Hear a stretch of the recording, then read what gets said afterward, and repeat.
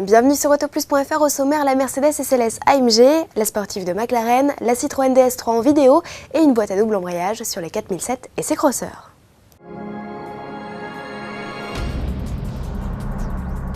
Après plusieurs mois de track, la Mercedes SLS AMG retire enfin son camouflage.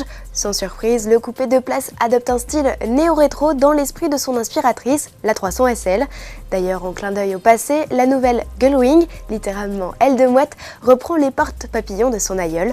Au chapitre technologie, les ingénieurs ont opté pour un châssis et une carrosserie en aluminium, avec un poids de seulement 1 tonne 6, levé 8, 6 litres 3 de 571 chevaux, associé à une boîte double embrayage à 7 rapports, catapulte la supercar à 100 km/h en seulement 3 secondes 8, et la vitesse maxi dépasse elle les 300 km/h.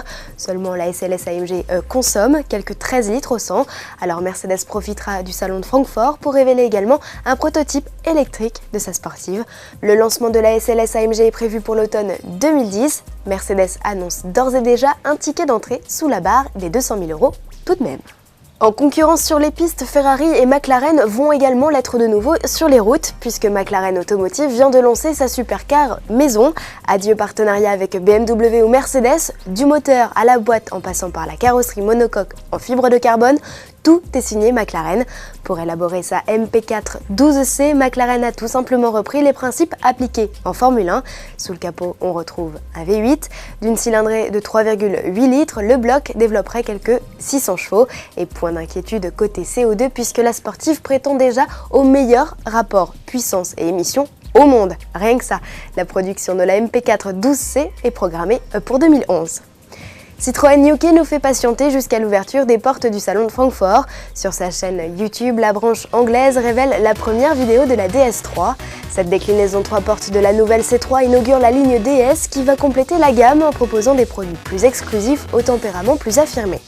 Sous le capot, outre les traditionnelles motorisations, la DS3 va se distinguer en embarquant un bloc essence de 150 chevaux, de quoi affronter au mieux les Mini ou encore Alfa Romeo Mito. Le carnet de commande de la DS3 ouvre mi-septembre. Et puis restons dans le groupe PSA.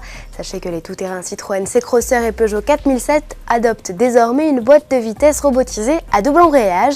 Cette transmission inédite au sein de la gamme va permettre de réduire les à-coups lors des changements de vitesse pénibles sur les actuelles boîtes robotisées. Proposée sur le HDI 160 chez le constructeur au chevron et sur le bloc diesel de 156 chevaux chez le Lion, cette nouvelle boîte engendre une légère surconsommation de 0,1 litre en cycle mixte et fait grimper les émissions de CO2 de 1 gramme. Les deux tout-terrains restent toutefois soumis à un malus de 750 €. Merci de nous avoir suivis et à demain.